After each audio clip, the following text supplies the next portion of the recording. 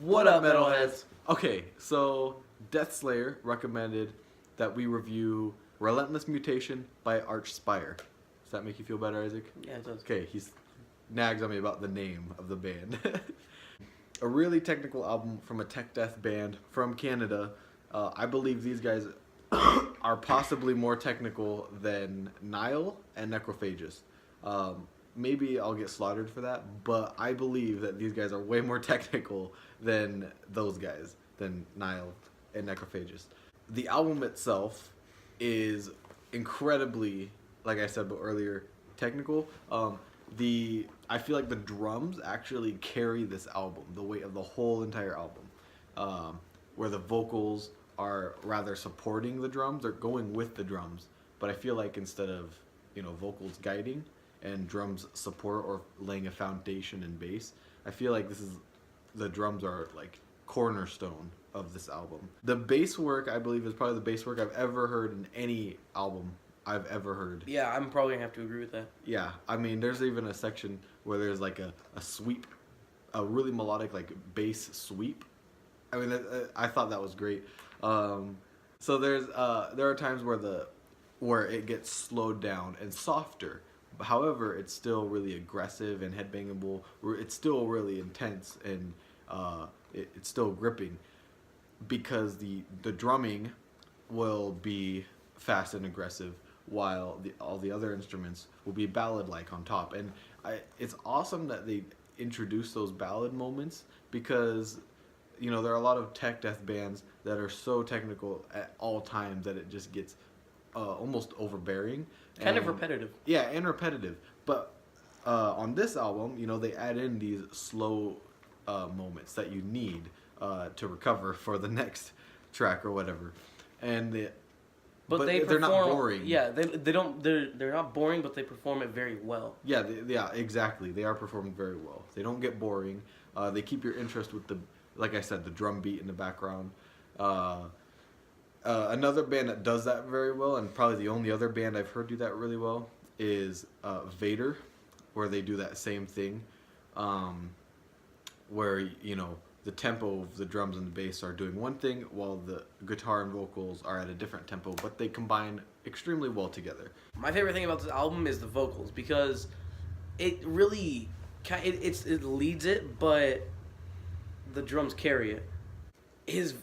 The style he uses his vocals in it is really amazing. I love it. The machine gun kind of like just rapid aggressive like bursts. Yeah. Yeah. He does the vocals really almost like double kick like the drums do. Yeah. It's pretty awesome. Overall, it does slightly get a little repetitive. It is all kind of doing the same thing, just with different lyrics and a different rhythm. Yeah. To me, that is a flaw in this album. I will say this is incredibly smooth for tech death. It's a little more fluid, but you don't feel it as well. It seems to be just tech, and I have a hard time with tech metal bands because of that. It really just kind of is almost show off, placing notes in these proper exact places, but it doesn't exactly feel right. It just sounds impressive. And I gotta give that. That's what I like about it.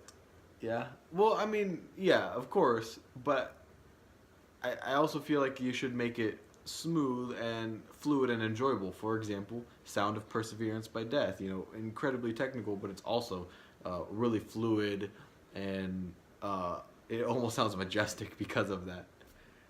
It's really fluid, it goes well, you can really feel it and move with it, and tech bands have a hard time doing that, and I understand why, and I feel like this album falls under that failure, that it's so technical, it's kind of immovable.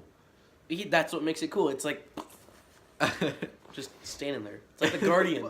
Besides that, it's really good. Because of that, I'm gonna have to give this album a 6. I'm giving this album a 6. It's better than most tech albums that I've heard in terms of technicality, and it has more. It's more fluid than most tech albums. However, its originality is not too completely original, you know. I almost would never willingly throw this album on, but you know, if it's on, I can enjoy it.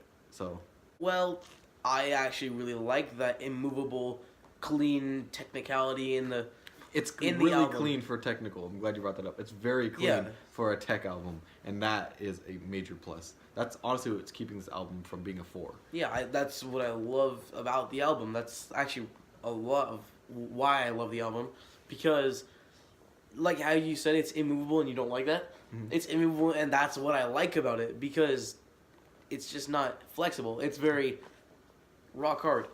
Yeah. Okay. So for that, I'm probably gonna give this album 8.5. I knew it. I was holding it up. I- It's an what? 8. Yep.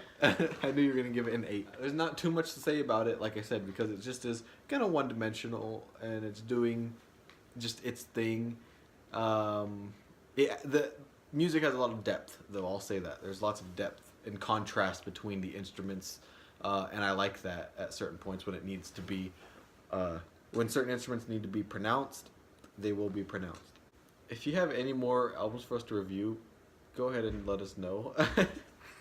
By the way, this week we have a best of 2017 coming up. That's going to be our next discussion.